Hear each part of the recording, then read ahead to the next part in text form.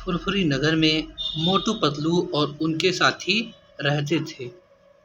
एक दिन की बात है, जब एक किसान कुछ सामान बाजार से लेकर के जंगल के रास्ते धीरे धीरे करके वह अपने गांव की तरफ जा रहा था।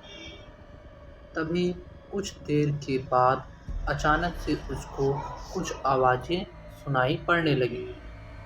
तब वह और थोड़ा तेजी से जंगल से भागने की कोशिश करने लगा। वह किसान जैसे ही जंगल के बीचों बीच पहुंचता है, वह तुरंत ही देखता है कि उसके सामने अचानक एक तीन मुंह वाली चुड़ैल आ गई है। वह उसे देखकर डर जाता है और वह इतना डर जाता है कि उसे लगता है कि अब वह चुड़ैल उसे मार देगी। तभी वह चुड़ैल उससे कहती है, हे ए दुष्ट आदमी, आज तो मैं तुम्हें अपना भोजन बनाऊंगी। आज मैं तुम्हें जरूर से जरूर खा लूंगी। तभी किसान डर जाता है और डर के मारे कांपने लगता है और कुछ भी बोल नहीं पाता। और तभी चुड़ैल अपने पैर से उसको मारने की कोशिश करती है और वह चुड़ैल जल्दी से उसको मारती है और तभी अपनी तलवार से भी उस किसान को मारने लगती है। और तभी किसान को बहुत चोट लग जाती है, तो वह किसान पर मर जाता है और चुड़ैल इधर उधर फिरती रहती है और कुछ देर के बाद वह चुड़ैल उस आदमी को मारकर खा जाती है।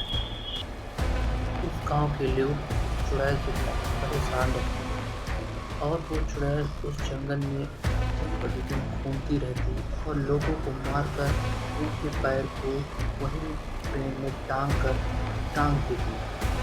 वह सिर्फ और सिर्फ पैर के ऊपर का हिस्सा ही वह खाती थी, पैर को वह हमेशा टांगते रहती थी।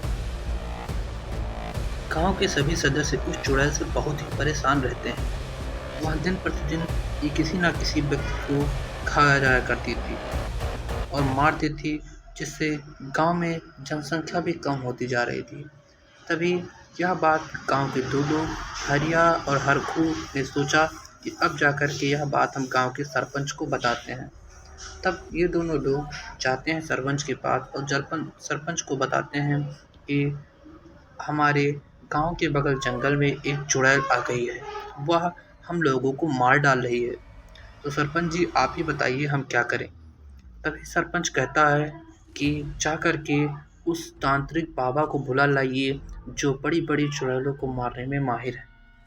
तभी वह गांव के लोग समझते हैं और जाते हैं उस चुड़ैल को मारने के लिए तांत्रिक बाबा के पास। हरखू और हरिया बड़े ही कसरतों के बाद जंगल में उस बाबा को ढूंढ पाते हैं और वह बाबा एक जंगल में पेड़ के नीचे बैठकर तप कर रहा था। और तभी हरखू और हरिया पहुंच जाता है।